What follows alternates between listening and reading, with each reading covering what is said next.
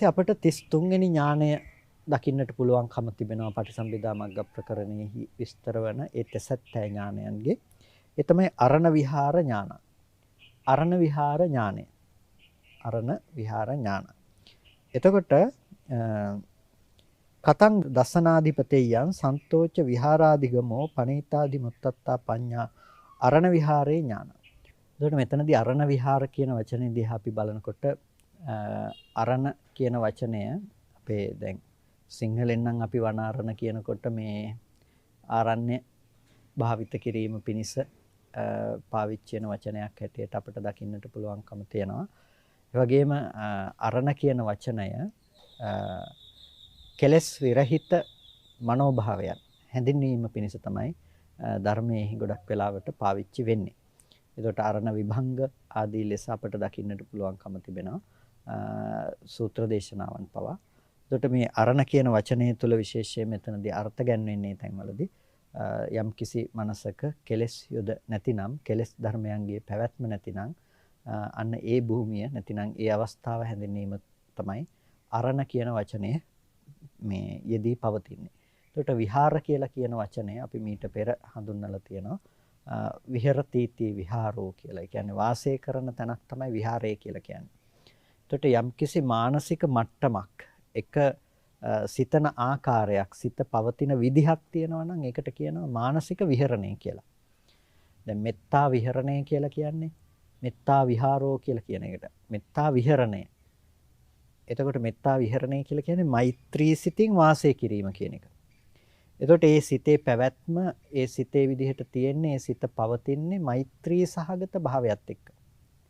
මෛත්‍රියෙන් තමයි මේ පැවැත්ම සිද්ධ කරන්නේ. ඒකට කියනවා මෙත්තා විහරණය කියලා. ඒ ආදී ලෙස ගත්තහම යම්කිසි මානසික සිතක කෙලෙස් මට්ටම් विद्यमान වෙන්නේ නැත්නම් ඒ කෙලෙස් ධර්මයන්ගෙන් දුරු වූ එබඳු ඒ මනෝභාවයන් එබඳු මානසික මට්ටම හඳුන්වනවා අරණ කියන වචනය ධර්මයේ තුල විශේෂයෙන්. ඒකට යෙදෙන අර්ථ තව ලබා දෙන්නට පුළුවන් වුණත් මේ සූත්‍රයට අදාළ වන අර්ථය බවට පත් වෙලා තියෙන්නේ. නැතිනම් මේ කතා කරන මාතෘකාවට අදාළ කාරණාව බවට පත් වෙලා තියෙන්නේ ඒ යෙදෙන අර්ථය. එතකොට කතන් දස්සනාධිපතේයන් කියලා කියන්නේ දැන් දර්ශනය අධිපති භාවයට පමුණවාගෙන. දස්සනාධිපතේය කියලා කියනවා දර්ශනය අධිපති භාවයට පමුණවාගෙන. ඒ වගේම සන්තෝච විහාරාධිගමෝ ශාන්ත භාවයේ සහ විහාරාධිගමය මේ වචන ටිකක් අලුත් නිසා ඔබට ගැටලු ඇති වෙන්නට පුළුවන්. ශාන්ත භාවය සහ විහාරාධිගමය. ශාන්ත භාවය කියලා කියන්නේ සිතේ පවත්නා සංසිඳුණු බව, නිවීම කියන එක. විහාරාධිගමය කියලා කියන්නේ යම්කිසි තැනක ඇති කරගත්තා වූ ඒ ශාන්ත වූ විහරණය පිළිබඳව පවත්නා අවබෝධ ඥානය. ශාන්ත විහරණය පිළිබඳව නිවී වාසය කිරීම පිළිබඳව පවත්නා ඒ අවබෝධ ඥානය. එතකොට ඒක පනීතාදි මුත්තත්තා පඤ්ඤා ප්‍රණීතාදි මුක්ත බැවින්. ඒ ප්‍රණීත භාවයේහි පිහිටා සිටි බැවින් එතන පවත්නා ප්‍රඥාව තමයි අරණ විහාරේ ඥානං කියලා කියන්නේ. අරණ විහාරේ ඥානය. එතකොට අර ශාන්ත නිවුණු කෙලෙස් අංගන රහිත කෙලෙස් යුද නැති එබඳු වූ ශාන්ත මනෝභාවයක පැවැත්ම පවත්නා වූ තැන එතන පවතින ප්‍රඥාව තමයි මේ අරණ විහාර ඥානය යනුවෙන් හඳුන්වනු ලබන්නේ. එතකොට දස්සනාධිපතේ යන්ති කියන වචනය පිළිබඳව වඩාත් පැහැදිලි කරනවා වඩාත් විග්‍රහ කොට දක්වනවා. ඊට පස්සේ දස්සනාධිපතේ යන්ති අනිච්ඡානුපස්සනා දස්සනාධිපතේය.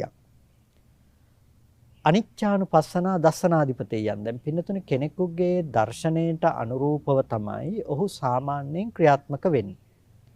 කෙනෙක් යම් විදිහටද දර්ශනය පවත්වන්නේ ඒ පුද්ගලයා දර්ශනය පවත්වන විදිහට තමයි ඒ කෙනා සාමාන්‍යයෙන් ක්‍රියාත්මක වෙන්නේ.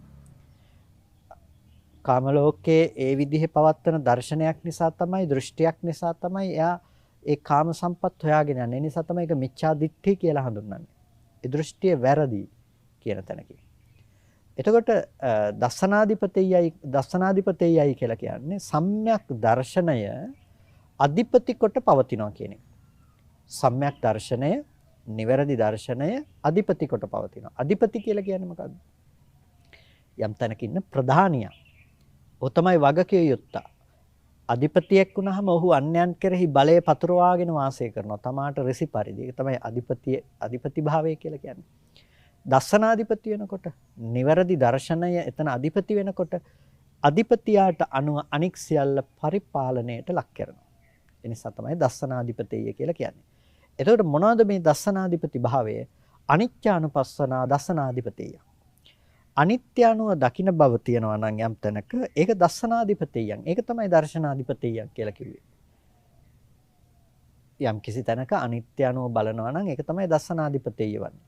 පින්නතොනි දැන් අනිච්ච දුක්ඛ අනාත්ත කියන මේ වචන තුන.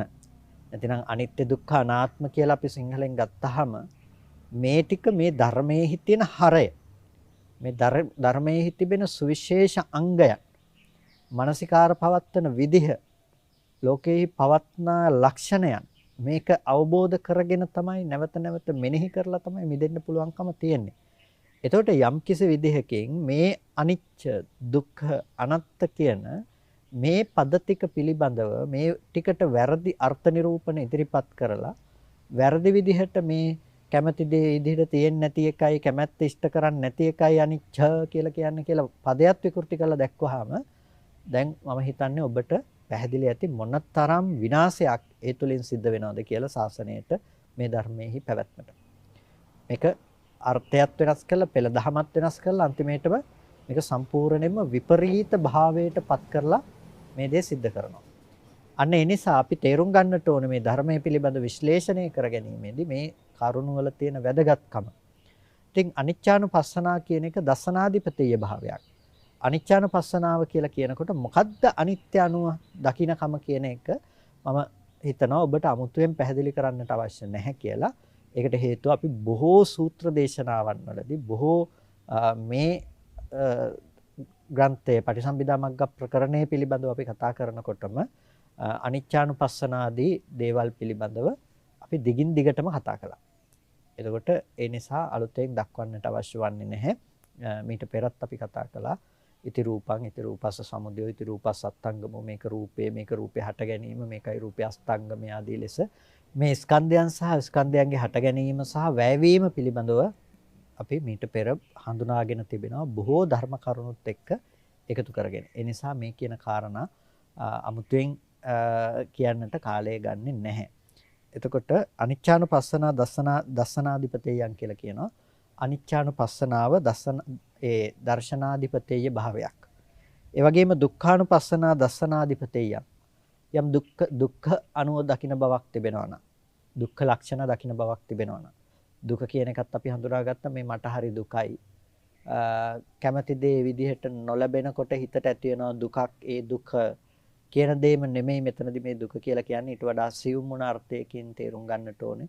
සියුම් ගැඹුරු ලක්ෂණ ටිකක් දුක්ඛ ලක්ෂණය සාමාන්‍ය කෙනෙකුට නොතේරෙන, නොදැනෙන, නොවිඳින නුවණින් අවබෝධ කරගත යුතු ටිකක් තමයි දුක්ඛ ලක්ෂණ කියන්නේ කියන එක අපි එතනදී තේරුම් ගත්තා. දුක්ඛානුපස්සනා දුක්ඛ ලක්ෂණ පිළිබඳව නැවත නැවත අනුපස්සනා කිරීම. මෙතනදී මේ ඔබ තේරුම් ගත යුතුම කාරණාවක් තමයි මේවා අනුපස්සනා හැටියට දක්වනවා. අනුපස්සති කියලා කියන්නේ පුනප්පුනම් පස්සති කියන එක. ඒ කියන්නේ නැවත නැවත දකින්නවා කියන එක. දැන් හිතේ ස්වභාවය තමයි මේක මේ තේරුම් ගත්තා මම දැන් හරි මේක හිතලා මන්ට තේරුණ අර්ථය කියලා ඒක එතනින් අතහැරීම නෙමෙයි. කල යුතු දේ වෙන්නේ පුන ඒක නැවත නැවත එතනට සිත තබමින් නැවත නැවත මානසිකාරයේ පැවැත්විය යුතුයි. රූපේ පේන තැනක ගන්ධ සුවඳ විඳින රස ස්පර්ශ විඳින තැනක නැවත නැවත මේ අනිත්‍ය අනුව දකින්න බව පවත්වන්නට ඕනේ. එතකොට අනිත්‍ය අනුව සිත යම් තාක් දුරකට පවත්වනවා නම් දුක අනුව යම් තාක් දුරකට සිත පවත්වනවා නම් අනාත්මය අනුව යම් තාක් දුරකට සිත පවත්වනවා නම් අන්න ඒ අනුව තමයි අපිට ඒ ස්වභාවය පිළිබඳව අවබෝධ කරගන්නා ප්‍රතිශතය වැඩි වෙන්නේ. ඒ නිසා අනුපස්සනා කියලා කියන්නේ නැවත නැවත සිතට අපි ඒ දේ ප්‍රගුණ කොට දැක්වීම නැතිනම් නැවත නැවත මානසිකාරයේ පැවැත්වීම කියන එක. ඊට පස්සේ අනත්තානුපස්සනා දස්සනාධිපතියන් කියලා අනත්තානුපස්සනාව තමයි දස්සනාධිපතිය කියලා නැවත විග්‍රහ කරනවා රූපේ අනිච්චානුපස්සනා දස්සනාධිපතිය. රූපේහි අනිත්‍යානුපස්සනාව දසනාධිපතේයයි. ඊට පස්සේ රූපේ දුක්ඛානුපස්සනා දසනාධිපතේය. රූපේහි දුක්ඛානුපස්සනාවයි දසනාධිපතේය. රූපේහි අනත්තානුපස්සනාවයි දසනාධිපතේය. මේ ආදී ලෙස සංස්කාරාදී වේදනා සංඥා සංස්කාර විඥාන ආදී ස්කන්ධ ධර්මයන්ගේ අනිත්‍ය දුක්ඛ අනාත්ම වශයෙන් දක්නාකමයි දසනාධිපතේය කියලා කිව්වේ. මේ විදිහටම දක්වනවා නැවත චක්කුස්මින් ඇස කන නාසය දිව ශරීරය ආදී මේ ඉන්ද්‍රියන්ගේ ඊට පස්සේ නැවත පටිච්චසමුප්පාද ආදී ධර්මයන්ගේ පවත්නා ඒ ස්වභාවය ඒ අනුව ඒ ධර්මයන්ගේ පවත්නා අනිත්‍ය ආදී ලක්ෂණය පිළිබඳව මානසිකාරය කිරීම දක්වනවා දසනාධිපතේය හැටියට. එතකොට අනිච්ච දුක්ඛ අනාත්ම කියන ත්‍රිලක්ෂණ ධර්මයෙන් තමයි මේ හැම දෙයකටම මූලික වන දේ ප්‍රධානත්වය ගන්නෙ. ඒක තමයි නැවත නැවත මෙනෙහි කරන්නේ. අනිත්‍ය වශයෙන් අපි ගන්නා වූ දේ වෙනස් වෙන්න පුළුවන්. කෙනෙක් රූපය, කෙනෙක් වේදනාව, කෙනෙක් සංඥාව. මේ ආදී ලෙස ඒක වෙනස් වෙන්නට පුළුවන්. හැබැයි මූලික දර්ශනය අනිච්චානුපස්සනා, දුක්ඛානුපස්සනා, අනාත්තානුපස්සනා කියන මේ ටික. එතකොට මේ පණිතාදි මුත්තත්තා කියලා අපි කිව්වා. පණිතාදි මුත්තතා කියලා. එතකොට මොනවද මේ පණිතාදි මුත්තතා කියලා කියන්නේ? පණිතාදි මුත්තතා කියලා කියන්නේ ශුඤ්ඤතේ අදිමුත්තත්තා පණිතාදි මුත්තතා. අනිත්‍ය අනුව දකිනකොට එයා අනිමිත්තේහි අදිමුත්ත භාවයටපත් වෙනවා. එයා අනිමිත්ත භාවයේහි සිත අදිමුත්ත කරගන්නවා. එතකොට එහි පිහිටා සිටින මට්ටමකටපත් වෙන්න පුළුවන්කම තියෙන එයා දිනු කරන අනිච්චානුපස්සනාව නිසා. දුක්ඛානුපස්සනාව නිසා තමයි අපනිහිත නැමැති ඒ චේතෝ විමුක්තිය තුළ පිහිටා සිටින්නට අදිමුක්ත භාවයට පත්වන්නට පුළුවන්කම තියෙන්නේ. අදිමුක්ත භාවයට පත්වන්නට පුළුවන්කම තියෙන්නේ දුක්ඛානුපස්සනාව නිසා. ඒ වගේම තමයි අනාත්තානුපස්සනාව නිසා තමයි එයාට ශුන්්‍යත වශයෙන් දකින්නට පුළුවන්කම තියෙන්නේ. ශුන්්‍යත භාවයේහි අදිමුක්ත භාවයට පත්වන්නට පුළුවන්කම තියෙන්නේ. දැන් මෙතන පණීතාදි මුත්තතා කියලා කිව්වේ ප්‍රණීතාදි මුක්තයි කියලා කිව්වේ අර විහරණයන් තුලින්. ඒ කියන්නේ දසනාධිපතේ ආදී දේවල් තුලින් එයාට පුළුවන්කම තියනවා මෙන්න මේ ආකාරයට ඒ දේවල් වල තියෙන ප්‍රණීතාදි මුක්ත භාවයටපත් වෙන්නට. ඒ ප්‍රණීත භාවයේහි පිහිටා සිටින්නට. ශුන්්‍යත අනිමිත්ත අපනිහිතයි කියන ඒ ප්‍රණීත භාවයේහි පිහිටා සිටින්නට. එතකොට අරණ විහාරෝති. අරණ විහාරය කියලා කියන්නේ මොනවද? දැන් ඔය කිව්වේ විපස්සනාව පැත්ත. අරණ විහාර කියලා කියන්නේ අර කෙලෙස් අංගන විරහිත මනෝභාවය. එතකොට මොනවද මේ මනෝභාවය? පඨමං ඥානං අරණ විහාරෝ. පළවෙනි ධානය අරණ විහාරයක්. ဒ ුතියං ඥානං අරණ විහාරෝ. ဒုတိ ය ධානය අරණ විහාරයක්. ඒ වගේම තතියං ඥානං අරණ විහාරෝ. තෘතිය ධානය අරණ විහාරයක්. සතරවෙනි ධානය අරණ විහාරයක්. අරූපාවචර ධාන 4 අරණ විහාරයක්. ඒ දේවල් වල කෙලෙස් සංගන නැහැ. අර අනිච්චානුපස්සනාදී අනුපස්සනා ටිකක් ඒකට එකතු වෙනකොට ඒක සම්පූර්ණම මේ ශාසනයේ සමාධිය තුලින් නිවනට යෑම පිළිබඳව ප්‍රතිපදාව අපිට හම්බෙනවා. එතකොට කේනට්ඨේන අරණ විහාරෝ කුමන අර්ථයක් නිසාද මේ අරණ විහරණයයි කියලා කියන්නේ? ඊට පස්සේ විග්‍රහ කොට දක්වනවා කුමන අර්ථයක් නිසාද මේ අරණ විහාරය කියලා කිව්වට මොකක් නිසාද මේ අරණ විහාරය කියන්නේ කියන එක. පඨමේන ඥානේන නීවරණේ හරතිති අරණ විහාරෝ. පඨමේන ඥානේන ප්‍රථම ධානයෙන් නීවරණ ධර්මයන් අතහරින නිසා, නීවරණ ධර්මයන් සංසිඳවන නිසා, නීවරණ ධර්මයන් යටපත් කොට දමන නිසා අන්න ඒක හඳුන්වනවා අරණ විහාරයයි කියලා. පඨමේන ඥානේන. එතකොට පළවෙනි ධානයෙන් නීවරණ ධර්මයන් අතහැර දමනවා. පළවෙනි ධානයෙන් නීවරණ ධර්මයන් අතහැර දමනවා. එතකොට පළවෙනි ධානයෙන් නීවරණ ධර්මයන් හරණය කරන නිසා, අත්හැර දමන නිසා තමයි ඒක අරණ විහාරයක් කියලා කියන්නේ. ဒုတိ යේන ඥානේන විතක්ක ਵਿਚාරේ හරතිති අරණ විහාරෝ. ဒုတိ ය ධානයෙන් විතක්ක ਵਿਚාර අත්හැර දමන නිසා තමයි අරණ විහාරයයි කියලා කියන්නේ. තතියේන ඥානේන පීතිං හරතිති අරණ විහාරෝ. තුන්වෙනි ධානයෙන් ප්‍රීතිය අතහැර දමන නිසා තමයි අරණ විහාරයයි කියලා කියන්නේ. මේ ආදී ලෙස චතුත්ථ ධානයෙන් සැපය අතහැර දමන නිසා තමයි අරණ විහාර කියලා කියන්නේ. එතකොට ආකාසානං ඡායතනේ අතහැර දමන නිසා තමයි විඥානංචායතනය අරණ විහාරයක් කියලා කියන්නේ. මේ ආදී ලෙස පින්නතුනේ මේ අරණ විහාර පිළිබඳව අපට හඳුනා ගන්නට පුළුවන්කම තිබෙනවා. එතකොට අරණ විහාරයක් කියලා කියන්නේ අර ධර්මයන් හරණය කරන නිසා ඊට වඩා අඩු ධර්මයන් ඉවත් කොට දමන නිසා තමයි ඒක අරණ විහරණයක් කියලා කියන්නේ. මෙන්න මේ අරණ විහාර අරණය පිළිබඳව අරණයන්හි වාසය කිරීම පිළිබඳව දන්නා වූ යම් නුවණක් තියෙනවා නම් තං ඥාතට්ඨේන ඥානං ඒක දැනගන්නා අයුරක් තිබෙනවා නම් ඒක තමයි ඥානය. පජානනට්ඨේන පඤ්ඤා ඒක නුවණින් දක්නා බවක් තියෙනවා නම් ඒක තමයි ප්‍රඥාව කියලා කියන්නේ. තේන උච්චති දස්සනාධිපතේයන් සන්තෝච විහාරෝ ඒ නිසා කියනවා දස්සනාධිපතේයෝ ශාන්ත විහරණ ඇති ප්‍රණීතාධිමුක්ත වූ යම් ප්‍රඥාවක් තියෙනවා නම් ඒක අරණ විහාරේ පඤ්ඤා කියලා නිසා හඳුන්වනු ලබනවා. එතකොට අරණ විහාරේ ප්‍රඥාව කියලා කියන්නේ මොකද්ද? අරණ විහාර කියලා කියන්නේ මොනවද? ප්‍රථම ධ්‍යාන, ဒုတိ ධ්‍යාන, තෘතිය ධ්‍යාන, චතුර්ථ ධ්‍යාන සහ ආකාසානංචායතන, විඥානංචායතන, ආකින්චඤ්ඤායතන, නේව සංඥා, නාසඤ්ඤායතන කියන මේ රූපාවචර ධ්‍යාන හතර සහ අරූපාවචර ධ්‍යාන හතර අරණ විහාර කියලා කියන්නේ. එතකොට ඒ සෑම තැනක්ම එක්ව පවත්නා දසනාධිපතිය බවක් තියෙනවා. ඒ ධානයන්ට අධිපති කෘත්‍ය කරන්නේ අධිපතිව පවතින්නේ මොනවද? දස්සනාධිපතිය. දර්ශනය. මොන දර්ශනයද? අනිච්චානුදර්ශනය, දුක්ඛානුදර්ශනය, අනාත්තානුදර්ශනය කියන මේ දර්ශනය තමයි මේ සෑම තැනකදීම අධිපති බවට පත් වෙලා තියෙන්නේ. එතකොට මේ අධිපති භවෙන් මේ ධානයන් තුල පිහිටා සිටිනකොට එතන विद्यमान වන දෙයක් තමයි ප්‍රණීතාදිමුක්ත භාවය. ප්‍රණීතාදිමුක්ත භාවය කියන්නේ මොනවද? ශුන්්‍යත, අනිමිත්ත, අපනිහිත කියන මේ චේතෝ විමුක්තීන්හි පවත්නා අදිමුක්ත භාවය. එතකොට මෙන්න මේ විදිහට අපට අරණ විහාර පිළිබඳව පවත්නා නුවණ අපට හඳුනා ගන්නට පුළුවන්කම තිබෙනවා. අරණ විහාරයේ ඥානය කියලා. ඒ නිසා මේ ඥානය හඳුන්වනු ලබනවා. ඉතින් මේ නිසා අපිට මෙතනදී තේරුම් ගන්නට අවශ්‍යයි විශේෂම දෙයක් ඒ තමයි අපට ඊටාම වැදගත් මේ ප්‍රතිපදාව දියුණු කරනකොට අනිච්ච දුක්ඛ අනාත්ත කියන ඒ ත්‍රිලක්ෂණ ධර්ම ප්‍රතිවේදය අපිට අත්‍යවශ්‍යයෙන්ම ජීවිතයට සමීප කරගත යුත්තක්. ඉතින් කල්පනා කරගන්න අද දවසේදීත් හැමදෙනාම උතුම් ධර්ම ශ්‍රවණය කරලා යෝනිසෝ මනසිකාරාදී පවත්වා ගන්න.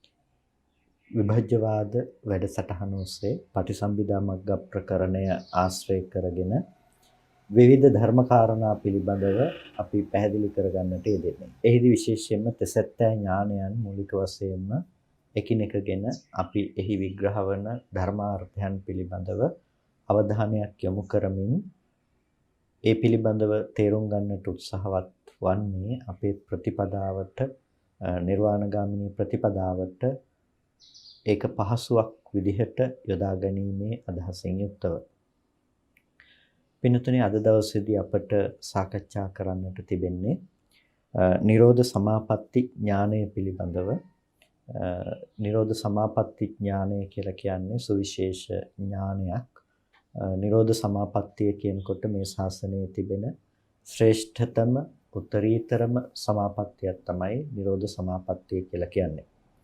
නිරෝධ සමාපත්තියට සමවැදින බව අපි නොඑක ආකාරයට හඳුනාගෙන තිබෙනවා. ඒ මහරහතන් වහන්සේලා විසින් නිරෝධ සමාපත්තියට සමවදනා බව. නිරෝධ සමාපත්තියට සමවදින්නට පුළුවන්කම තිබෙන්නේ ඒ මහරහතන් වහන්සේලාට සහ අනාගාමී ආර්යයන් වහන්සේලාට පමණයි. නිරෝධ සමාපත්තියට සද්දිනක් සමවදින්නට පුළුවන්කම තිබෙනවා අදිෂ්ඨාන කොට. එතකොට මේ සද්දිනක් නිරෝධ සමාපත්තියෙන් සමවැදුණු භික්ෂුන් වහන්සේ නමකට පිණ්ඩපාතයේ පූජා කිරීම ආදී තුළ ditta ධම්ම වේදනීයවම ඒ කුසල විපාක ලබා ගන්නට පුළුවන්කම තිබෙනවා. ලැබුණු අවස්ථාවන් අපි දකිනවා.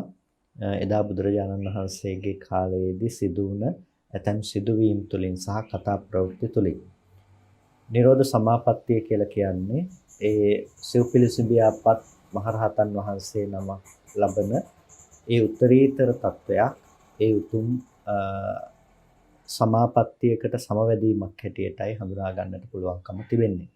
එතකොට මොකද්ද මේ සමාපත්තිය? මොකද්ද මේ උත්තරීතර භාවය කියලා අපිට ටිකක් නුවණින් විමසා බැලීම වැදගත් වෙනවා.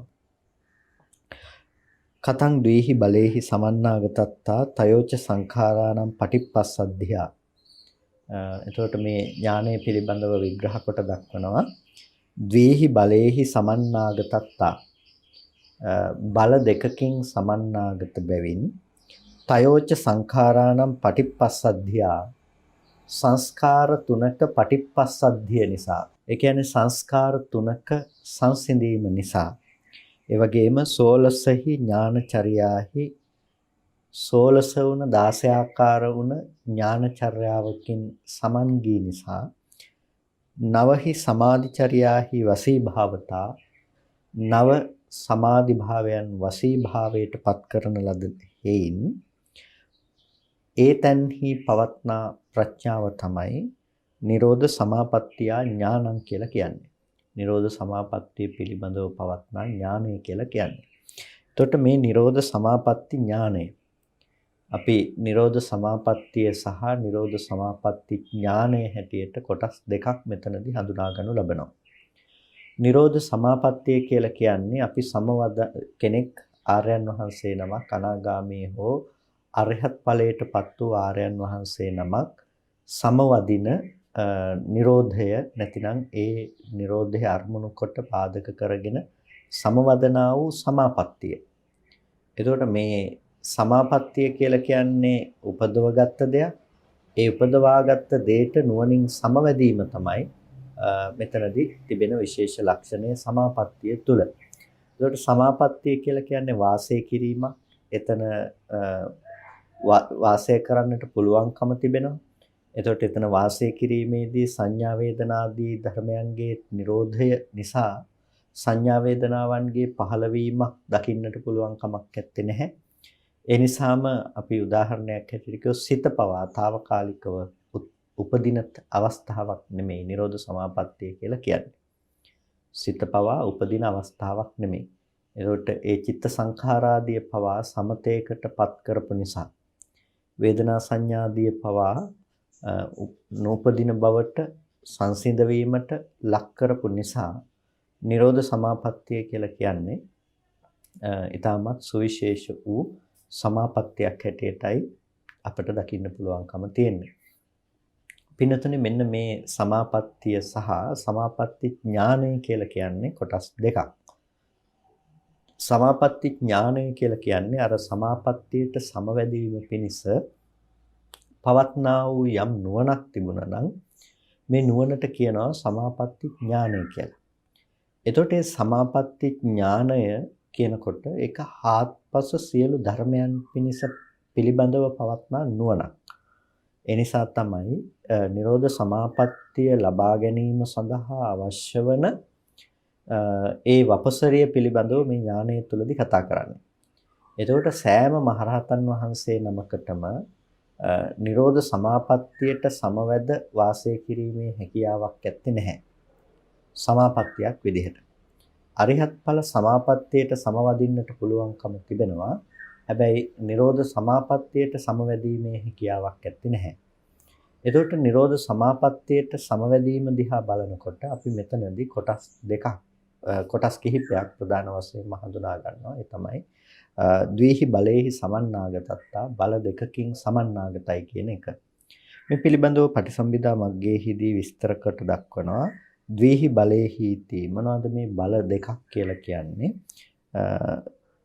සමත බලං විපස්සනා බලං. සමත බලය සහ විපස්සනා බලයයි. ද්වේහි බලේහීති කියලා කියන්නේ බල දෙකක් කියලා කියන්නේ සමත බලය සහ විපස්සනා බලයයි කියන මේ බල දෙකක්. සමත බල කියලා කියන්නේ මොනවද? එතකොට සමත බල කියලා කියන්නේ සිතෙහි යම් ඒකාග්‍රතාවයක් පවත්වනවා නම් සිතෙහි යම් එකඟ බවක් තියෙනවා නම් ඒ තමයි සමත බලය කියලා කියන්නේ. එතකොට කතං සමත බලං කොහොමද සමත බලය? නෙක්ඛම්ම වශයෙන් චිත්තස්ස ඒකාග්‍රතා අවික්ඛේපෝ සමත බලං.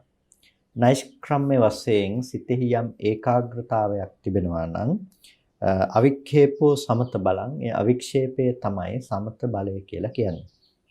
නෙක්ඛම්ම වශයෙන් කියලා කියන්නේ නික්මීම කියන දේ සරල විදිහට අපි ගත්තොත් එතකොට නෙක්ඛම්ම වශයෙන් චිත්තස්ස ඒකාග්‍රතා වික්ඛේපෝ කියනකොට කාමච්ඡන්දාදී නීවරණ ධර්මයන්ගෙන් නික්මීම විදිහට කාමච්ඡන්දාදී නීවරණ ධර්මයන්ගෙන් මිදීම විදිහට ලබාගත් සිතෙහි යම් අවික්ෂේපයක් තියෙනවා නම් අන්නේ අවික්ෂේපය සමත බලයක් කොට දක්වනවා. දැන් ප්‍රථම ධානයේ උපදවන කෙනෙකුගේ ස්වභාවය තමයි පංච නීවරණයන් යටපත් කිරීම නැතිනම් පංච නීවරණයන් දුරු කිරීම. ප්‍රථම ධානය තිබෙන තැනක පංච නීවරණයන්ගේ පැවැත්ම දකින්නට පුළුවන් කමක් නැත්තේ. කාමච්ඡන්ද, ව්‍යාපාද, තීන මිද්ද, උද්ධච්ච කුක්කුච්ච, විචිකිච්ඡා කියන මේ නීවරණයන්ගේ පැවැත්ම පෙනෙන්නේ සාමාන්‍ය වික්ෂිප්ත වූ මනසක් ඇති කලෙහි. හිත අරමුණු වල විසිරුණාට පස්සේ හිත බාහිර අරමුණු ග්‍රහණය කරගෙන පවතිනකොට තමයි අපට දකින්නට පුළුවන්කම තිබෙන්නේ මේ විදිහට නොඑක් ආකාරයට සිතෙහි වික්ෂේප ස්වභාවය. මෙන්න මේ වික්ෂේප ස්වභාවය එක අරමුණකට සිත පිහිටවල සිත දියුණු කිරීම තුළ සිත වැඩිම තුළ සිතේ ඒකාග්‍රතාවයක් ගොඩනැගීම තුළ අර විසිරුණු භාවයේ දුරු වීම නිසා පංච නීවරණයන්ට තිබෙන අවකාශය පංච නීවරණයන්ට තියෙන ඉඩ ප්‍රස්තාව අහිමි කිරීම තමයි පළවෙනි ධානයේදී සිද්ධ වෙන්නේ. එතකොට කාමයන්ගෙන් නික්මීම කියලා යම් තැනක් කතා කරනවා නම් ඒ කතා කරන්නේ කුමන අවස්ථාවද? ප්‍රථම ධාන අවස්ථාව. කාමයන්ගෙන් නික්මීම විදිහට කතා කරන්නේ ප්‍රථම ධාන අවස්ථාව. එතකොට මෙන්න මේ ප්‍රථම ධානයෙන් කාමයන්ගෙන් නික්මීමක් තියෙනවා නම් අන්න ඒ අවස්ථාවෙහි සිතේ පවත්නා ඒකාග්‍රතාවය තමයි සමත බල කියලා කියන්නේ. සමතේ පැත්තෙන් ඇති කරගත්ත බලය කියලා කියන්නේ. ඒ වගේම අව්‍යාපාද වශයෙන් චිත්තස් ඒකාග්‍රතා වික්ඛේපෝ සමත බලං. අව්‍යාපාද විදිහට ව්‍යාපාදයේ පවතින්නේ බාහිර අරමුණක සිත ගැටීම් සහගතව පැවැත්වීම තුල. ව්‍යාපාදයේ කියන දේ උපදින්නේ නීවරණේ උපදින්නේ පටිඝ නිමිත්ත නිසානේ. පටිඝ නිමිත්තම් භික්ඛවේ අයෝනිසෝ මනසිකරෝතෝ අනුප්පන්නාචේව ව්‍යාපාදෝ උපජ්ජති උප්පන්නාචේව ව්‍යාපාදෝ බිහියෝ භාවාය වේපුල්ලාය සංවත්තති. එතකොට ව්‍යාපාදය කියලා කියන දේ පවතින්නේත් උපදින්නේත් කුමක් නිසාද? පටිඝ නිමිත්ත සහ අයෝනිසෝ මනසිකාරය නිසා. එතකොට බාහිර අරමුණු පිළිබඳව වැරදි විදිහට මෙනෙහි කරන කම ඉවත් කරලා එක තැනක එක අරමුණක තිබෙන ස්වභාව ලක්ෂණයක් පිළිබඳව හිත තබාගෙන එතන සිත ඒකාග්‍රගත භාවයට පත් කිරීම තුළින් සිත එකඟ කිරීම තුළින් ඒ උපදවා ගන්නා සමාධියක් වෙනම් අන්න ඒ සමාධිය නිසා කුමක්ද සිද්ධවන්නේ? ඒ ධ්‍යාන සමාපatti ලබන්නට පුළුවන්කම තිබෙනවා. ඒ අවස්ථාවේදී ව්‍යාපාද වශයෙන් චිත්තස් ඒකාග්‍රතාව කියලා කියනවා. අව්‍යාපාද වශයෙන් චිත්තස් ඒකාග්‍රතාව කියලා කියනවා. අව්‍යාපාද විදිහට අපිට සිත එකඟ කරන්නට පුළුවන්කම තිබෙනවා.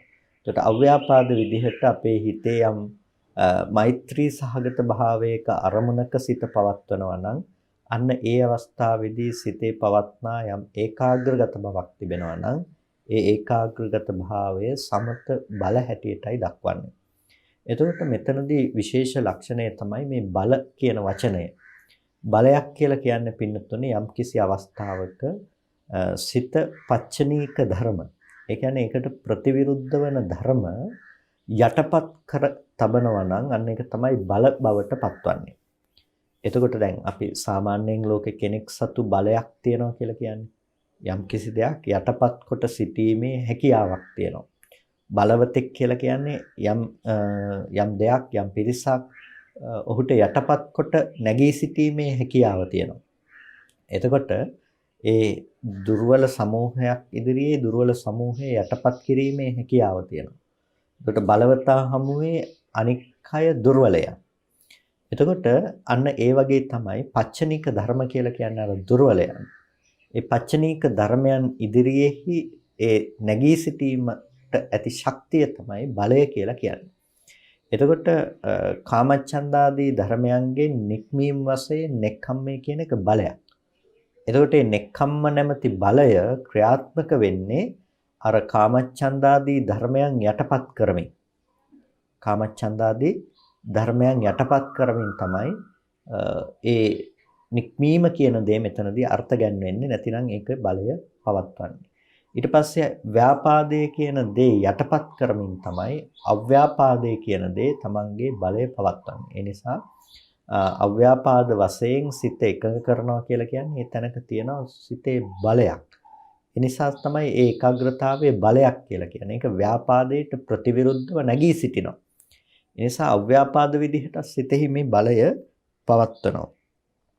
ආලෝක සංඥා වශයෙන් චිත්තස් ඒකාග්‍රතාව වික්ඛේපෝ සමත බලං. ආලෝක සංඥාව කියලා කියන්නේ තීන මිද්දේ දුරු කරන්නට සමර්ථ වන දෙයක්. ආලෝක සංඥා කියනකොට අපි භාවනා කරනකොට අපිට උපදින ආලෝක සංඥා තිබෙනවා. ආලෝක සංඥා කියන එකෙන් විග්‍රහ වීමේදී අර්ථ දෙකක් අපිට හඳුනා ගන්නට පුළුවන්කම තිබෙනවා. එකක් තමයි ආලෝක සහිත පරිසර පද්ධතීන් කියන එක. ඒ කියන්නේ දැන් අන්ධකාරය සහිත පරිසර පද්ධතියකදී තීන මිද්දේට හිතකර පරිසරයක් ගොඩනගෙනවා. පාරිසරික තත්වයේ තීන මිද්දේට හිත කරයි. හැබැයි ආලෝක සංඥාවක් කියලා කියන්නේ සුවිශේෂ අවස්ථාවක්. ආලෝක සංඥාවක් කියන තැනදී තීන මිද්දේට හිතකර වෙන්නේ නැහැ. ආලෝකමත් භාවය, පරිසරයේ තිබෙන ආලෝකමත් භාවය. දෙවෙනි අවස්ථාව තමයි සිත එකඟ වෙනකොට පහළ වෙන ආලෝක නිමිති තිබෙනවා. සිත ඒකාග්‍රගත වෙනකොට පහළ වෙන ආලෝක නිමිති. එතකොට යම්කිසි අවස්ථාවකදී සිත ඒකාග්‍රගත භාවයට පත් වෙනකොට ඒ ඒකාග්‍රගත භාවය හමුවේහි සිතට වැටහෙන ආකාරයක් තිබෙනවා ආලෝක නිමිති හට ගැනීම. සමහර කෙනෙකුට ඇස් පියාගෙන ඒ භාවනා කමඨහන වඩනකොට දියුණු කරනකොට ඔහුට කුඩා කුඩා ආලෝක ස්වභාවයන් දිස් වෙන්නට පටන් ගන්නවා. මේ කුඩා කුඩා ආලෝක ස්වභාවයන් දිස් වෙන්නට පටන් ගැනීම තුළින් එයාට අර භාවනාව ටිකක් වැඩෙනවා කියන දේ දැනෙනකොට ඉන් තීන මිද්දේ දුර වෙනවා. ඒ වගේම අර පොඩි ආලෝක නිමිති කියන එක පිළිබඳව අපි නොසලකා හැරලා තවත් ඉදිරියට භාවනා කරගෙන යනකොට ඇතැම් අයට තමාට හාත්පස ඇති ආලෝකයක් මුළු පරිසර පද්ධතියම ඒකාලෝකවත් වන ආලෝකයක් ලෙස ඒ ආලෝකයේ වැටහි යන්නට පුළුවන්කම තිබෙනවා. ඇතැම් විටක මේක ඇතැම් අයට ඒ අවස්ථාවේදී ඇස් වහගෙන හිටියත් ඒ අයට මේ ආලෝකය එසේ නුවණට වැටහෙන්නට පුළුවන්කම තිබෙනවා. එතකොට මේ විදිහට ආලෝකය පිළිබඳව නිමිති ඇතිවීම කියන දේ භාවනාවක් සිද්ධ කරනකොට සිද්ධ වෙන්නට පුළුවන්කම තිබෙන අත්දැකීම් තිනම් නිමිති පහළ වීම. එතකොට මේකෙන් කියන්නේ නැහැ ඔබ යම් කිසි මට්ටමකට මාර්ගඵලයකටපත් වෙලා ඉන්නවා කියලා. සමහර වෙලාවට අපි දකිනවා ඇතැම් වෙලාවට මේ මිනිස්සුන්ට වැරදි තැන් පෙන්නනවා මේ ඇතැම් දේශනා තුලින් පවා මේ ආලෝකයක් ඇති වුණා කියන්නේ ආලෝක කය පූර්ණේ වුණා. දැන් චතුත් අධ්‍යානය ලැබලා තියෙන ඊට පස්සේ මේ කෙලෙස් දුරු වීමෙහි ලක්ෂණය තමයි ආලෝකයක් පහළ වුණා කියලා කියන්නේ කියලා. ආලෝකයක් පහළ වුණා කියන එක කෙලෙස් දුරු වීමෙහි ලක්ෂණයක් නෙමෙයි. ඒක තීන මිද්දේ යටපත් වීමෙහි ලක්ෂණයක් තමයි ආලෝක සංඥා ඉපදීම කියන දේ. එතකොට ආලෝක සංඥා කියනකොට අර කියපු කොටස් දෙකක් තියෙනවා. මේ දෙකම අපි තේරුම් ගන්නට ඕනේ. අර අඳුරු සහිත පරිසරයක් ඇසුරු කිරීම කියන එකත් ඒ වගේම ඒ තීන මිද්දේට හිතකර බවටපත් වෙනවා. ඒ නිසාම ආලෝක සහිත පරිසරයක් ඇසුරු කිරීම වැදගත් වෙනවා. එතකොට දැන් අපි හිතමුකෝ කෙනෙක් රාත්‍රී කාලයේදී භාවනා කරනකොට තීන මිද්දයක් ඇති වෙනවා කියලා. එතකොට එයා ඇස් දෙක පියාගෙන අර මේ ආලෝකමත් පරිසරයන් ඇසුරු කරනවා හිතින් මනසින්. ඒකත් ආලෝක සංඥා මෙනෙහි කිරීම හැටියට අපට හඳුනා ගන්නට පුළුවන්කම තිබෙනවා. ආලෝක නිමිති ඇසුරු කිරීම විදිහට ඒකත් හඳුනා ගන්නට පුළුවන්කම තිබෙනවා. එතකොට ඒ එක අවස්ථාවක් අනිත් අවස්ථාව තමයි සිත එකඟ වෙනකොට ඒකාග්‍රගත භාවයත් එක්ක Tamanට ඇතිවන ආලෝක නිමිති වර්ණ නිමිති කියන දේවල් දැర్శණය වීම කියන දේ. එතකොට මේක නිසා මොකද වෙන්නේ?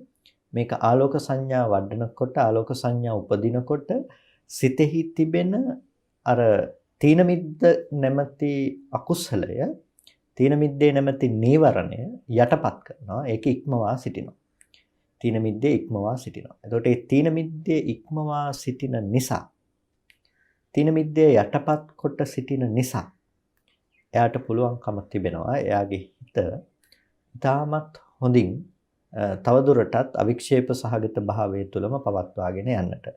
ඒ නිසා තමයි මෙතන බලය පිළිබඳව කතා කරනකොට සමත බලයක් හැටියට මේ ආලෝක නිමිති ආලෝක සංඥාවල පැවැත්මක් කියන්නේ. මේ ආලෝක සංඥා උපදිනවා නම් ඒ ආලෝක සංඥා වශයෙන් සිතේ යම් ඒකාග්‍රගත භාවයක් තිබෙනවා නම් ඒ අවස්ථාවේදී පවත්නා ඒකාග්‍රගත භාවය ඒ කාර්මුණක සිත පිහිටීම සමත බලය හැටියට අපට හඳුනා ගන්නට පුළුවන්කම තිබෙනවා. එතකොට මෙන්න මේ විදිහටම අපිට මේ නීවරණයන් යටපත් කරන්නට හේතු වන යම්කිසි ආකාරයක සිතේ පවත්නා ඒකාග්‍රගත භාවයක් තිබෙනවා නම්, ඒ කියන්නේ සිත එකඟ වෙනවා කියන ලක්ෂණයක් තිබෙනවා නම්, හිත ඒකාග්‍රගතයි කියන ස්වභාවයක් තිබෙනවා නම්, ඒ ඒකාග්‍රගත ස්වභාවය තමයි පොදුවේ ගත්තහම සමත බල කියලා කියන්නේ. එතකොට හිත විසිරෙන්නේ නැතුව බහැර අරමුණු වල හිත ඒකාග්‍රගත ඒ අරමුණක පිහිටවල තබා ගන්නට පුළුවන්කම තිබෙනවා. මෙන්න මේ අරමුණක සිත තබා ගැනීම ඇති කලෙහි අපට විශේෂයෙන්ම හඳුනා ගන්නට පුළුවන්කම තියෙනවා සමත බලය කියන්නේ කුමක්ද කියලා. එතකොට ඒ තමයි පළවෙනි බලය. ඊට පස්සේ දෙවෙනි බලය තමයි විපස්සනා බලය කියලා කියන්නේ. විපස්සනා බලය. විපස්සනා බලය කියලා කියන්නේ නුවණින් ඒ ධර්මතා විශේෂෙහි පවත්නා මානසිකාරය. එතකොට කොහොමද අනිච්චානුපස්සනා විපස්සනා බලං? දැන් මේ දේවල් පිළිබඳව ආය නැවත නැවත ඔබට පැහැදිලි කරන්නට අවශ්‍ය වන්නේ නැහැ. ඒකට හේතුව බොහෝ අවස්ථාවල මේ දහම් කරුණු පිළිබඳව විශේෂයෙන්ම ඔබට පැහැදිලි කරලා තියෙන නිසා. එතකොට අනිච්චානුපස්සනා විපස්සනා බලං කියලා කියනවා. අනිත්‍ය අනුව දැකීම විපස්සනා බලයක්. ඒ වගේම දුක්ඛානුපස්සනා විපස්සනා බලං දුක අනුව මානසිකාරයේ පැවැත්වීම විපස්සනා බලයක්. ඒ වගේම අනාත්තානුපස්සනා විපස්සනා බලං අනාත්මය අනුව මෙනෙහි කිරීම අනාත්මය අනුව බැලීම විපස්සනා බලයක්. නිබ්බිදානුපස්සනා විපස්සනා බලං නිර්වේදය අනුව බැලීම විපස්සනා බලයක්. විරාගානුපස්සනා විපස්සනා බලං විරාගය අනුව බැලීම විපස්සනා බලයක් ලෙස දක්වනවා. එතකොට විපස්සනාවත් බල ධර්මයක් හැටියට මේ විදිහට දක්වන්නේ අර පච්චනික ධර්මයන් වළක්වාලන්නට ඒක හේතුවක් බවට පත් වෙන නිසා.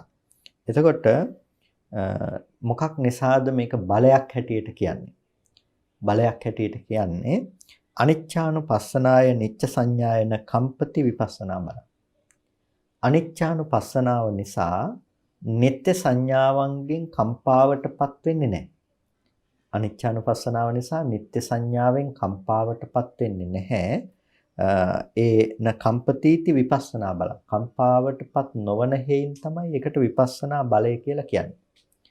නිත්‍ය සංඥාවෙන් කම්පාවටපත් වෙන්නේ නැහැ. කම්පාවටපත් නොවන බව නිසා ඒකට කියනවා විපස්සනා බලය කියලා. දැන් බලය කියන වචනේ ඔබට හඳුනා ගන්නට පුළුවන් කුමන අර්ථයක් නිසාද මේ බල කියන වචනේ පාවිච්චි වෙන්නේ කියලා. ඒකට අනිච්චානුපස්සනාය නිච්ච සංඥායන කම්පතිති විපස්සනා බලං. අනිච්චානුපස්සනාව නිසා නිත්‍ය සංඥාවෙන් කම්පාවටපත් නොවන නිසා තමයි මේක විපස්සනා බලයක් කියලා හඳුන්වනු ලබන්නේ. දුක්ඛානුපස්සනාය සුඛ සංඥායන කම්පතිති විපස්සනා බලං. දුක්ඛානුපස්සනාව තියෙනකොට ඒ ධර්මයන්ගේ දුක් වූ ස්වභාවය පිළිබඳව මානසිකාරයේ පවත්වනකොට සුඛ සංඥාවකින් කම්පාවටපත් නොවන්නා වූ ස්වභාවය නිසා තමයි ඒක විපස්සනා බලයක් කියලා කියන්නේ. අනත්තානුපස්සනාය අත්ථ සංඥායන කම්පතිති විපස්සනා බලං. අනත්තානුපස්සනාව නිසා ආත්ම සංඥාවෙන් කම්පාවටපත් නොවන්නා වූ ලක්ෂණය තමයි මෙතන විපස්සනා බලයක් කියලා කියන්නේ. එතකොට නිබ්බිදානුපස්සනාය නන්දියාන කම්පතිති විපස්සනා බලං. නිබ්බිදානු නිර්වේදය අනුව ඒ අනුපස්සනාව පවත්වනකොට නන්දියා ඇලීමෙන් සිත නිදහස් වෙනවා. ඒක තමයි එතනදී පවත්නා බලය තමයි ඒ නන්දියෙන් කම්පා නොවන බව තමයි එතනදී විපස්සනා බලයයි කියලා කියන්නේ. අන්න ඒ විදිහට මේ හුදු ධර්මතා පිළිබඳව විශ්ලේෂණය කරගන්නකොට ධර්මතා පිළිබඳව දැකීම නිසා එතන පවත්නා වූ විපල්ලාසාදී ධර්මයන්ගේ යටපත් කිරීම නැතිනම් ඒ දේවල් දුරු කිරීමට කියනවා විපස්සනා බලය කියලා. ඒක තමයි විපස්සනාවෙහි තිබෙන බල පරාක්‍රමය. සමතේහි තිබෙන බල පරාක්‍රමය වෙන්නේ බලය වෙන්නේ වික්ෂේපය දුරු කිරීම කියන එක. සිතෙහි තියෙන විසිරුණු ස්වභාවය දුරු කළා හිත ඒකාග්‍රගත කිරීම කියන එක. විපස්සනාවෙහි තිබෙන බලය බවට පත් වෙන්නේ අර ඇතිවන උපක්ලේශාදී ධර්මයන්ට පදනම් වන ඒ සියල්ල නිත්‍ය සංඥා, සුඛ සංඥා, අත්ථ සංඥා, නන්දිය මේ ආදී ධර්මයන් දුරු කිරීම තමයි විපස්සනාවෙහි සිද්ධ වන බලය ලෙස අපට හඳුනා ගන්නට පුළුවන්කම තිබෙන්නේ. එතකොට මේ විදිහට සමත බල සහ විපස්සනා බල ලෙස අපිට බල දෙකක් හඳුනා ගන්නට පුළුවන්. ඒ තමයි විග්‍රහ කොට දැක්වේ ද්විහි බලයේහි සමන්නාගතත්තා කියලා. මේ බල දෙකකින් සමන්නාගත හේයින් කියලා දැක්වේ ඒ නිසා. ඊට පස්සේ තයෝච සංඛාරානම් පටිප්පස්සද්ධියා. එතකොට ඒ තුන් ආකාර වූ සංස්කාරයන්ගේ සංසිඳවීම නිසා නිරෝධ සමාපත්තියේ උපදින තැන පවත්නා නුවණක් මොකද්ද? තයෝච සංඛාරානම් පටිප්පස්සද්ධියා කියන එක. තුන් ආකාර වූ සංස්කාරයන්ගේ සංසිඳවීම කියන දේ. එතකොට කතමේසං තින්නම් සංඛාරානම් පටිප්පස්සද්ධියා මොන තුන් ආකාර සංස්කාරයන්ගේ පටිප්පස්සද්ධිය පිළිබඳවද කතා කරන්නේ? ဒုတိ ය ඥානං සමාපන්නස්ස විතක්ක ਵਿਚාරෝ වචී සංඛාරා පටිප්පස්සද්ධා හොಂತಿ. එතකොට ဒုတိ ය ඥානං දෙවෙනි ධානයේට සමවදින කෙනාට විතක්ක ਵਿਚාරා. මේ විතක්ක ਵਿਚාර කියලා කියනකොට විතක්ක ਵਿਚාර කියලා කියන්නේ වචී සංස්කාර. වචී සංස්කාර කියලා කියන්නේ විතක්කෙත්වා ਵਿਚාරෙත්වා. විතර්කණය කරලා විචාරය කරලා තමයි වචන කතා කරන්නේ. විතර්කණය කළා විචාරය කළා තමයි වචන කතා කරන්නේ. එතකොට ඒ විතක්කය සහ විචාරය නිසා වචන කතා කිරීම පෙනෙන නිසා ඒ දෙක හඳුන්වනු ලබනවා වචී සංඛාර හැටියට. එතකොට ဒုတိ ය ධානයේට සමවැදුණු කෙනාගේ විතක්ක ਵਿਚාර ඒ කියන්නේ වචී සංස්කාර නිරුද්ධයි. වචී සංස්කාරය එයාට නිරුද්ධයි. ဒုတိ ය ධානයේට සමවැදුණු පුද්ගලයා විතක්ක ਵਿਚාර යටපත් කොට සිටින්නා වූ පුද්ගලයෙක් හැටියටයි හඳුනාගන්නේ. එතකොට දෙවෙනි ධානයේට සමවැදුණු කෙනාගේ අරමුණු පිළිබඳව හිතනකම සහ අරමුණු පිළිබඳව හැසිරෙනකම සම්පූර්ණයෙන්ම එයා යටපත් කරලා තියෙනවා. විතක්කය කියන්නේ ඕලාරික කමක්, ਵਿਚාරය කියලා කියන්නේ ඕලාරික ලක්ෂණයක්. ඒ නිසා විතක්ක ਵਿਚාර දෙක ဒုတိ ය ධානයේ උපදවන කෙනා සම්පූර්ණයෙන්ම දුරු කළ දමනවා, යටපත් කොට දමනවා, සංසිඳීමට ලක් කරනවා. ඒක තමයි තයෝච සංඛාරානම් පටිප්පස්සද්ධියා කියනකොට සංස්කාර තුනක් සංසිඳවනවා කියනකොට පළවෙනි සංස්කාරය වෙන්නේ මෙන්න මේ වචී සංස්කාරය. විතක්ක ਵਿਚාර සංසිඳවීම කියන එක. එතකොට දැන් ප්‍රථම ධානයේ කියන දේ විතක්ක ਵਿਚාර පීති සුඛ ඒකග්ගතා කියන අංග පහකින් යුක්තයි. ප්‍රථම ධානයේ අංග පහකින් යුක්තයි විතක්ක ਵਿਚාර පීති සුඛ ඒකග්ගතා කියන අංග පහෙන්. එතකොට දැන් යම් අවස්ථාවකදී මේ විතක්ක ਵਿਚාර කියන ගති දෙක අවශ්‍ය වෙන්නේ නැවත නැවත හිත ඒ අරමුණට විතර්කණය කළ අරමුණේ හැසිරීම විදිහට.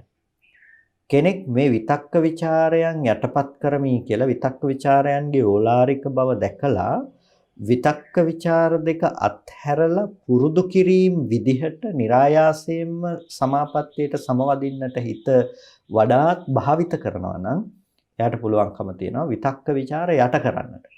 විතක්ක ਵਿਚාර කියන්නේ සම්පූර්ණම දුරු කරන්නට පුළුවන්කම තියෙනවා. එතකොට මේ විතක්ක ਵਿਚාර කියන දේ දුරු කිරීම කියන කරුණ සිද්ධ වෙන්නේ ဒုတိ ය ධාන අවස්ථාවේදී. ඒ තමයි වචී සංස්කාරයන්ගේ යටපත් කිරීම කියන එක. එතකොට සංස්කාර තුනක පටිප්පස්සද්ධියත් පිළිබඳව කතා කරනකොට ඒ සංස්කාර තුනේ පටිප්පස්සද්ධියේහි පළවෙනි අවස්ථාව තමයි මේ කියන වචී සංස්කාරයන් සංසිඳ වීම කියන එක. ඒක සිද්ධ වෙන්නේ ဒုတိ ය ධානයේදී. ඊට පස්සේ චතුත්ථ ධානං සමාපන්නස්ස අස්සාස පස්සාසා කාය සංඛාරා පටිප්පස්සද්ධා හොති. චතුත්ථ ධානයට සමවදින කෙනාට කාය සංස්කාරවන ආශ්වාස ප්‍රාශ්වාසයේහි පැවැත්මක් පේන්නේ නැහැ.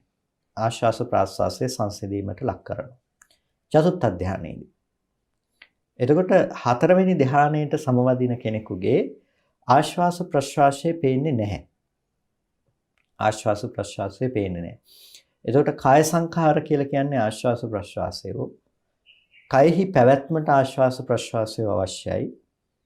කයෙහි පැවැත්මට ආශ්වාස ප්‍රශ්වාස අවශ්‍ය වෙනකොට ඒ කය පැවැත්වීම සඳහා අපිට සිත කයට බැසගෙන පවත්නා නිසා සිතේ තියෙන ඕලාරික බව නිසා මේ කයේ පැවැත්ම කියන දේ ආශ්වාස ප්‍රශ්වාසයන් හරහා සිද්ධ කරනවා. සිතත් එතනට භාවිත වීම සිද්ධ කරනවා. ඒ නිසා තමයි සිත වෙනස් වෙනකොට ආශ්වාස ප්‍රශ්වාසයේ ඕලාරික භාවයකින් අපට වැටහෙන්නේ. එතකොට මේ ඕලාරික භාවයකින් වැටහෙන ආශ්වාස ප්‍රශ්වාසය සංසිඳීමට ලක්වන අවස්ථාවක් තමයි චතුත්ථ ධානය කියලා කියන්නේ. ඒකට සමවදින කෙනාට ආශ්වාස ප්‍රශ්වාස සිද්ධ වෙන්නේ නැහැ. දැන් අපි කිව්වොත් එහෙම දැන් අපි හුස්ම ගන්නවා කියලා කියන්නේ. ඒකට චතුත්ථ ධානයෙන්ටපත් තුන කෙනාට හුස්ම ගැනීමෙහි අවශ්‍යතාවයක් නැහැ. එයා සිත දියුණු කිරීම විදිහට తాවකාලිකව මේ පැවැත්ම නතර කරන්නට එයාට පුළුවන්කම තියෙනවා.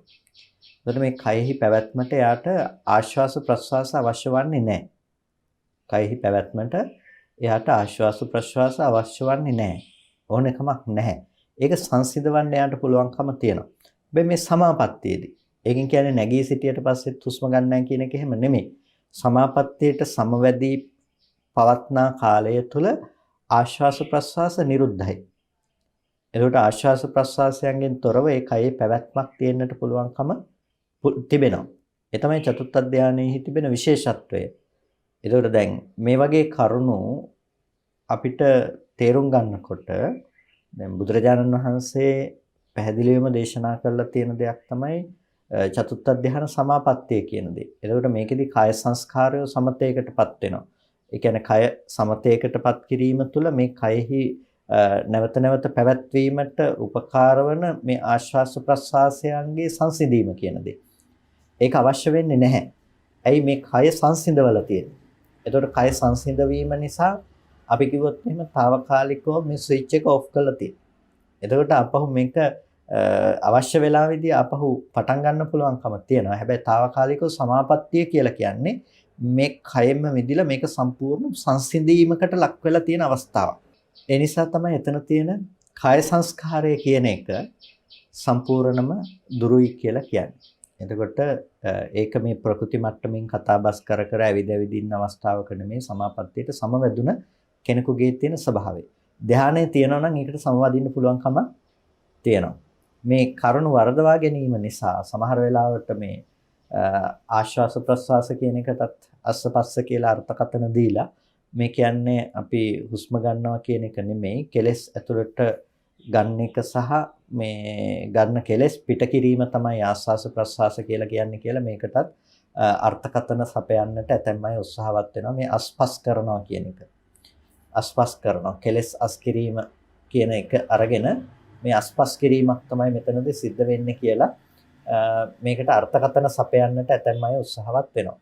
ඒකල මේ නොඑක් විකාර මතිමතාන්තර ගොඩනැගීම තුළ ඕන් කියන්නට උත්සාහවත් වෙනවා මේ සාමාන්‍යයෙන් එදා කාමභෝගී ජීවිතයේ එදා දවසේ කටයුතු කරන අය සමහර වෙලාවට හවසට ටිකක් බීලා කරලා කටයුතු කරලා ජීවත් වෙන මිනිස්සු හම්බෙලා තියෙනවා චතුත්ථ ධානයත් ලැබලා.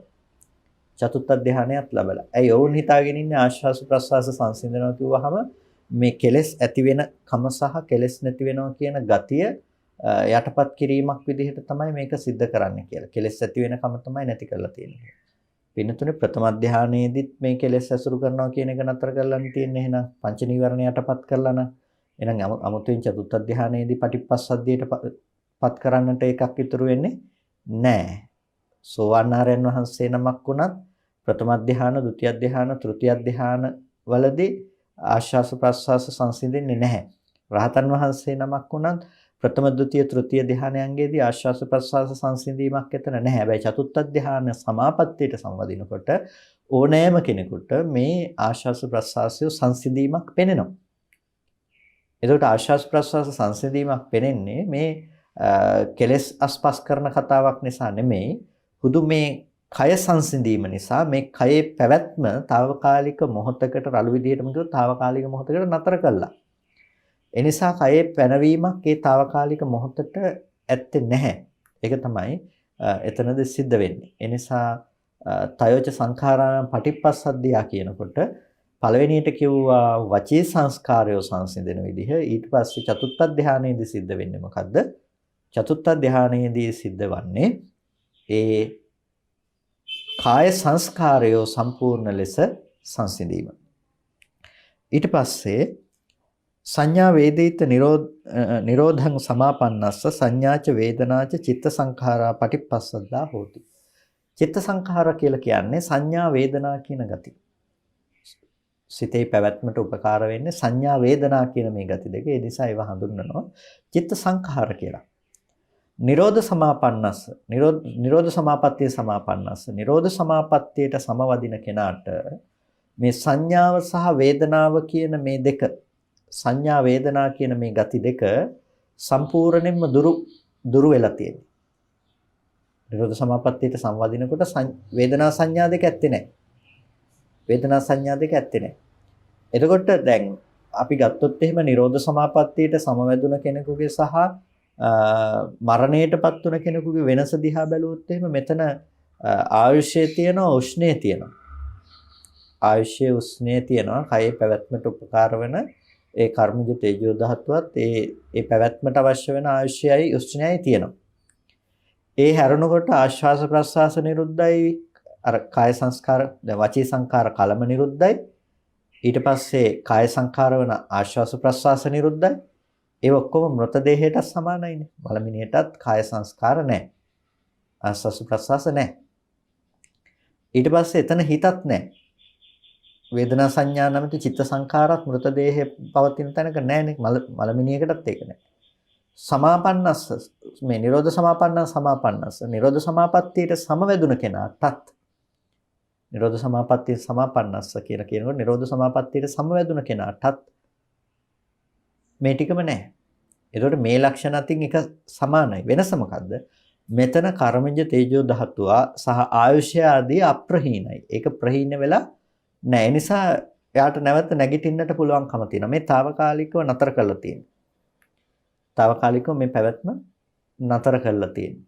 ඒ නිසා එයා අවශ්‍ය බල්ල ඒ කාල සීමාව තුළ නිරෝධ සමාපත්තියට සමවදිනවා කියනකොට ඒ කය අසුරු කරගෙන නැවත නැවත චිත්ත පරම්පරාවෙහි පහළ වීමක් නැහැ. ඒකයි වේදනා සංඥා උපදින්නේ නැහැ කියලා කියන්නේ. සිත උපදින්නේ නැහැ. සිත නිරුද්ධ කළා. දිට්ඨ ධම්ම සුඛ විහරණයේ සඳහා රහතන් වහන්සේලාත් අනාගාමී ආර්යයන් වහන්සේලාත් මේ නිරෝධ සමාපත්තියට සමවදිනවා. දිට්ඨ ධම්ම සුඛ විහරණයේ සඳහා මේ ජීවිතයේ සැපවත් වාසය කිරීම සඳහා ඒ නිරෝධ සුවය සඳහා මේ නිරෝධ සමාපත්තියට සමවදිනවා. එතකොට එතනදී తాවකාලිකව මේ සිත ඉපදීම සම්පූර්ණයෙන්ම නතර වෙලා. සිතෙහි හට ගැනීමක්, සිතෙහි පහළවීමක් දකින්නට පුළුවන් කමක් නැත්තේ. නෑ ඒක තමයි තයෝච සංඛාරාණං පටිපස්සද්ධියා කියලා කිව්වේ. ඒ වගේම 16හි ඥානචර්යාහි. එතකොට මොකද්ද මේ කතමේහි 16හි ඥානචර්යාහි කියලා කියන්නේ? 16හි ඥානචර්යාහි කියලා කියන්නේ මොනවද? අනිච්චානුපස්සනා ඥානචර්යා. අනිච්චානුපස්සනාව ඥානචර්යාවක්, දුක්ඛානුපස්සනාව ඥානචර්යාවක්, අනාත්තානුපස්සනාව ඥානචර්යාවක්, ඒ වගේම නිබ්බිදානුපස්සනා ඥානචර්යා, විරාගානුපස්සනා, නිරෝධානුපස්සනා, පටිනිස්සග්ගානුපස්සනා, විවට්ටානුපස්සනා මේ ආදී ලෙස අපි මීට පෙර ඥානචර්යාවක් පිළිබඳව කතා කළා. චර්යානානත් ඥානයේදී අන්නේ ඥානචර්යාවට අදාළ ඒ කරුණු 16 කියනවා 16 ඥානචර්යාහි කියලා. එතකොට නිරෝධ සමාපatti ඥානය පිළිබඳව හඳුනා ගන්නකොට මෙන්න මේ 16 විධ වූ ඥානය 16 විධ වූ ඥාන තියෙන්නට අවශ්‍යයි. නිරෝධ සමාපත්තිය පිළිබඳව කතා කරනකොට නිරෝධ සමාපatti ඥානය කියනකොට සමාපත්තිය නෙමෙයිනේ අපි මේ විග්‍රහ කරගන්නේ. සමාපatti ඥානය පිළිබඳව. එතකොට සමාපatti ඥානය පිළිබඳව විග්‍රහ කරගන්නකොට අපිට මෙතනදී විශේෂයෙන්ම පැහැදිලි කරගන්න පුළුවන්කම තියෙනවා. අර ඥානචර්යාවන් වල කියපු ඒ 16 ආකාර වූ නුවණවල්. එතකොට ආකාර 16කින් දැක්වෙන මේ නුවණවල් ටිකට හිත තැබීම තුළ තමයි යාට මේ නිරෝධ සමාපත්තිය උපදවන්නට පුළුවන්කම තියෙන නිසා මේ පිළිබඳව නුවණක් තියෙන්නටත් ඕන. ඒ නිසා තමයි කිව්වේ 16 ඥානචර්යාහි කියලා කිව්වේ. ඒ වගේම නවහි සමාධිචර්යාහිති.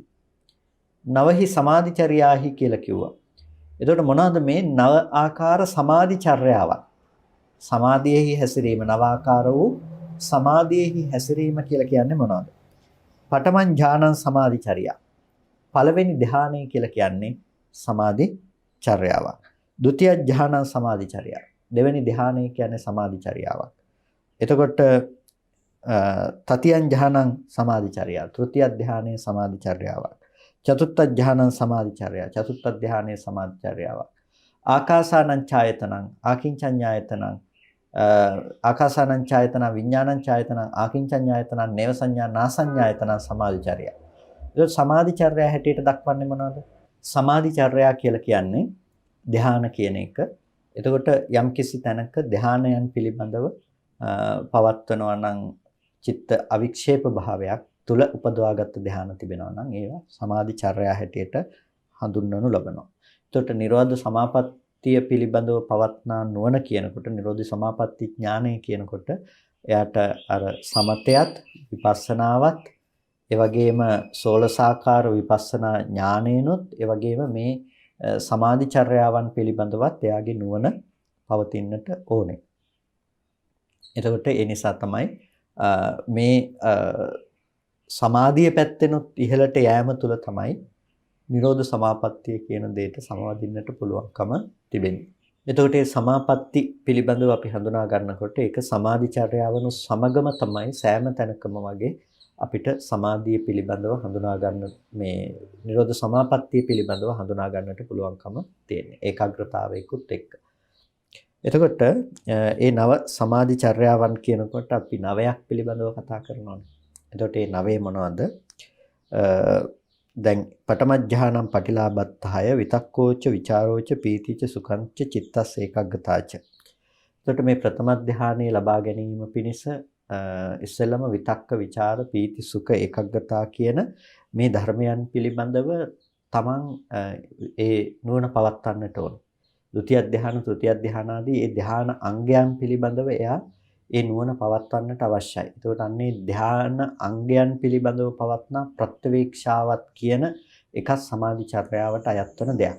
එතකොට රූපාවචර ධ්‍යාන හතරත් අරූපාවචර ධ්‍යාන හතරත් රූපාවචර අරූපාවචර ධ්‍යානවල ධ්‍යාන උපදවා ගැනීමේදී ඒ සිත්වල පවත්නා ධ්‍යාන අංගයන් පිළිබඳව පවත්නා මානසිකාරයත් කියන මේ සියල්ලම ඒ සමාධිචර්යාවන් හැටියට තමයි අපට හඳුනා ගන්නට පුළුවන්කම තිබෙන්නේ.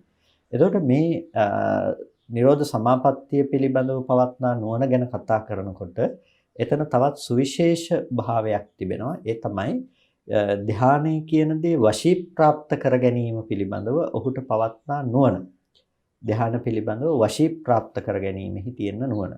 එතකොට දැන් ඕනෑම ධ්‍යානයක් අපි ඉපදුණු පමණින්ම ඒකේ පැවැත්මක් සිද්ධ වෙන්නේ නැහැ. විශේෂයෙන්ම දැන් ප්‍රථම ධ්‍යානයේ බොහෝ අයට ප්‍රථම ධ්‍යානයේ උපදවන්නට පුළුවන්කම තියෙනවා. හැබැයි අර වශී ප්‍රාප්ත කර ගැනීම කියන දේ පිළිබඳව තියෙන දැනුම නුවණ අඩුයි. අඩු නිසා ඒ ධ්‍යානයේ ඉපදෙනවා ආපහු ඒ අතහැර දැමීම නිසා බිඳී යනවා. එහි පැවැත්මක් පේන්නේ නැහැ. ඒ නිසා ධ්‍යානය පිළිබඳව වශී ප්‍රාප්ත කර ගැනීම කියන දේත් ඒ නුවණක් තියෙන්නට අත්‍යවශ්‍යයි. එතකොට වසීති පංච වසියෝ වසී කියලා කියන්නේ මොනවද? ධ්‍යානයක් වශී කරනකොට පංච වශියක් දකින්න පුළුවන්කම තිබෙනවා. ආවර්ජන වශී, ආවර්ජනා වශියක් තියෙනවා. එතකොට ආවර්ජනා කිරීම විදිහට අර සමාධි නිමිත්ත ආවර්ජනා කිරීම විදිහට තමයි පළවෙනියටම එයා ඒ ධ්‍යානය උපදවන්නේ. එතකොට අර සමාධි නිමිත්ත නැවත නැවත ආසේවනය කරමින් ආවර්ජන කරමින් අර ධ්‍යාන චිත්තය උපදවන්නට එයා නැවත නැවතත් පුරුදු කරනවා. ඒක තමයි ආවර්ජන වසී කියලා කියන්නේ. ආවර්ජනා කිරීම විදිහට එයා පුරුදු කරනවා. එතකොට දැන් බොහොම ඉක්මනට එතෙන්ට හිත තියන්නට බොහොම ඉක්මනට එතනට මනසපත් කරගන්නට එයා ඒ හිත පුරුදු කරනවා. දැන් අතහැර දමලා ටික වෙලාවක් ගියාම කාලයක් ගියාම ආපහු අර සමාධි මට්ටමටපත් වෙනවා කියන එක ප්‍රායෝගිකව කෙනෙකුට අපහසුයි. හිත එකඟ කරපු භවනා කරපු අය දන්නවා හිතේ දැඩි ඒකාග්‍රතාවයක් ඇති වුනහම ඒක ඒ අවස්ථාවේ බිඳී ගියාට පස්සේ නැවත ඒ තැනට හිත ගන්නවා කියන එක හරි අපහසුයි. ඒ ඇයි නැවත නැවත ආවර්ජනා කෘත්‍යයක් නැති නිසා, නැවත නැවත අපි ආවර්ජනා කිරීම සිදු කරන්නේ නැති නිසා. ඒ නිසා නැවත නැවත ආවර්ජනා කිරීම අපි ළඟ තියෙන්නට ඕනේ. ඒක තමයි ආවර්ජන වසිය කියලා කියන්නේ. ඒක සමාධියක් ඉපදුනාට ධානයක් උපදවගත්තට පස්සේ ඒක නැවත නැවත ආවර්ජනා කරමින් ඒ තැනට හිත තබන්නට අපි නැවත නැවත හිත පුරුදු කරන්නට ඕනේ. ඒකට කියනවා ආවර්ජනා විදිහට අපි වශී ප්‍රාප්ත කරගන්නවා කියලා. වශී කරනවා ධානය. ඊට පස්සේ සමාපජ්ජන වශී කියලා කියනවා. සමාපජ්ජන වශීට සමවැදීම් විදිහට හිත පුරුදු කරනවා. ධාන චිත්තය ආවර්ජනා කරනවා. ආවර්ජනා කළා නතර වෙන්නේ නැතුව ඒකට අපි නැවත නැවත සමවැදීම් විදිහට වශී කරනවා. ඒ සිතට අපි සමවැදීම් විදිහට නැවත නැවත සමවැදීම් විදිහට හිත පුරුදු කරනවා. ඒකට කියනවා සමාපජ්ජන වශී කියලා. සමවැදීම් විදිහට සිත පුරුදු කිරීම. සමාපජ්ජන වශීතාවය. ඊට පස්සේ අදිඨාන වශී. අදිෂ්ඨාන කරනවා. අදිෂ්ඨාන කරනවා කියලා කියන්නේ මේ අවස්ථාවේදී මම මේ සමවැදීමට පත් වෙලා තව පැයකින් නැගී සිටිනවා. පැය දෙකකින් නැගී සිටිනවා. පැය තුනකින් නැගී සිටිනවා. මේ ආදී ලෙස ඒ ධ්‍යාන සිතට සමවැදී පවත්නා කාලය, එහි රැඳී සිටින නිශ්චලව සිටිනා වූ කාලය පූර්ව විනිශ්චයකට ලක් කරලා මෙපමණ කලකින් නැගී සිටිමි කියලා සිතට අදිෂ්ඨාන කරලා නැගී සිටීමක් වගේ.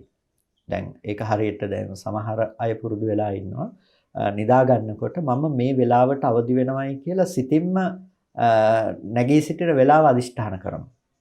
සිතින්ම නැගී සිටින වෙලාව අදිෂ්ඨාන කරනවා. අපි දැන් එළියෙන් එලාම් එකක් තියනවා වගේ සිතින්ම එලාම් එකක් තියාගන්නවා මම මේ වෙලාවට නැගිටිනවා කියලා. හරියට මේ වෙලාවට නැගිටින්න පුළුවන්කම තියෙනවා. බොහෝ අය ඉන්නවා හිත ඒ විදිහට එතනට පුරුදු කරපු අය. අන්න ඒ විදිහටම මේ සමවැදීම කියන එකට හිත පුරුදු කරනවා. ධ්‍යාන සමාපත්තියකට සමවදිනකොට අදිෂ්ඨාන කරලා මේ වෙලාවට මේ දක්වා කාලයක් මම මේකේ පවතිනවායයි කියලා ධ්‍යානයේ අදිෂ්ඨාන කරනවා. එතකොට අදිෂ්ඨාන වශයෙන් ඒකට සමවදිනවා, අදිෂ්ඨාන විදිහට නැගී සිටිනවා. එතකොට මේ ආකාරයට ඒක අදිෂ්ඨාන කිරීමේ හැකියාව තියෙන එකට කියනවා අදිෂ්ඨාන වශී කියලා. ඊට පස්සේ වොට්ඨාන වශී කියලා කියනවා. ඒ කියන්නේ නැගී සිටීම විදිහට ඇතිවෙන වශීතාවය. එතකොට මේ නැගී සිටීම කියන දෙයටත් අපිට ඒ විදිහට අදිෂ්ඨානය තියෙන්නට ඕනේ. ඒ විදිහට නැගී සිටීම කියන දෙයට ධ්‍යානයෙන් නැගී සිටීම කියන දෙයටත් අදිෂ්ඨාන කරලා හිත එතනට පුරුදු කරන්නට ඕනේ. ඒකට කියනවා අදිෂ්ඨාන වොට්ඨාන වශී කියලා. ඒ වගේම ධ්‍යානයෙන් නැගී සිටියාට පස්සේ නැවත නැවත ඒ ප්‍රත්‍යවේක්ෂා කරන්නට ඕන. ප්‍රත්‍යාවේක්ෂණය කියලා කියන්නේ නැවත ඒ පිළිබඳව හිත තබමින් නැවත මෙනෙහි කොට බැලීම. එතකොට මේ ප්‍රත්‍යවේක්ෂා කිරීමත් නැවත නැවත කරන්නට අවශ්‍යයි. ඒකට කියනවා ප්‍රත්‍යවේක්ෂණ වශය කියලා.